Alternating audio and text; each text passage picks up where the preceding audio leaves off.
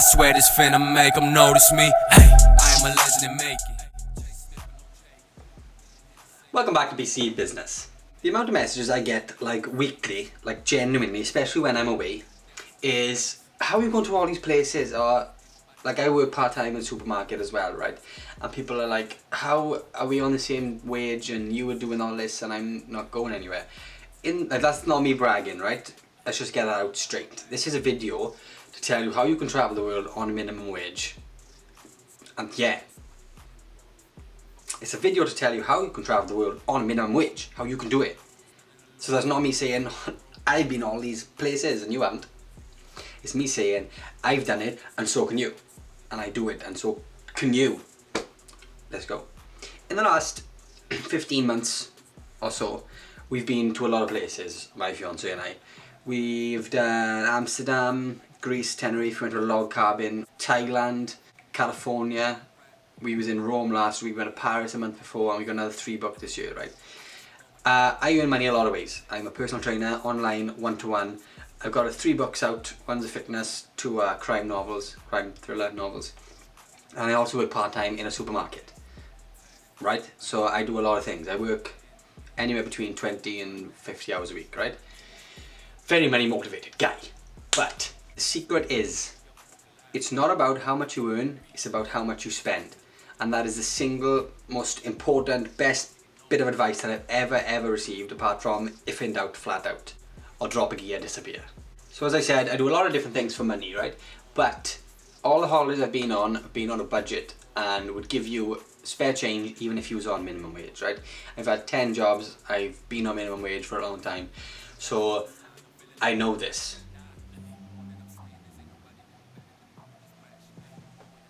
So what you need to do is stop living beyond your means, right? Now, when I was growing up, especially when I left university, quit university, my mother and my grandparents always said, stop living beyond your means. And I honestly wish I listened, like honestly. So like, when I first came out of uni and I had my first factory job, it was like £800 a month. And payday would come and I'd see a car that was £600, I'd be like, oh, mint. Buy the car £600 that needed MOT, needed work.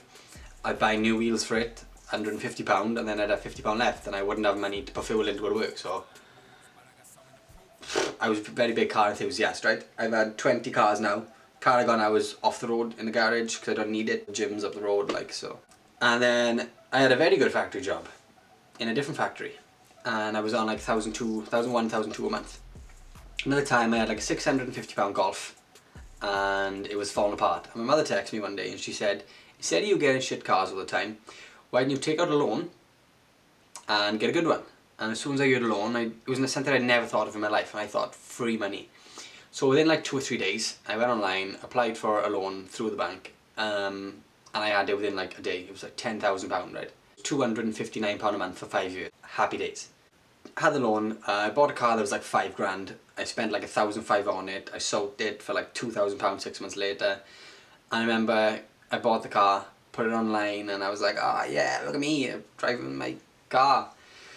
And I remember thinking how cool I looked, how much money I looked like I had, how fast it was in everyone else's car that I knew. Apart from that guy. And when I took the loan, I like bought a car, bought holidays, bought tattoos. I bought one holiday. This was like 5 years ago. Bought tattoos. And I remember putting a photo online of Leonardo DiCaprio in The Wolf of Wall Street. You know, the one where he's throwing money as fun coupons, throwing all his dollars off the side of his yacht, right? I put that photo online and I said, if you think you're bad at money, I just blew 10 grand in 3 weeks or something like that, right? Thinking I was a baller and people would see it and think, oh, is he earning this much money? But I didn't tell you about the loan and the car insurance and this and the debt and this and this and this and this. Didn't tell you, right? And I see that happening now and I think, you look like... And I'm bad at maths, so I wrote this down. People I see doing the same thing now, right? I was in this position, so I'm not making fun, I'm not talking down to someone. I was that person, right? You're spending £300 a month on car finance, £150 a month on insurance, £25 on tax, £60 on your phone bill a month, right? That's £535 a month. I just came back from Rome, right? And we had expensive hotel. and it was 230 something pound, and I spent 70 quid out there, right? And we done loads. Month before we was in Paris, it cost me 150, 130 maybe, 3 nights. Amsterdam was 170 quid. That's like, I'm bad at maths, but that's like close enough to what the car and phone bill would be, right? So I know people who spend a lot more than that. I know people spending 400, 500 pound a month on finance alone, right? Driving around in this and Mercs and Range Rovers thinking they look like the dog's bollocks, and they're sitting on their mother's couch every night asking what's for tea. Hashtag priorities. That's a hashtag. All that is. BC business. So back to travelling.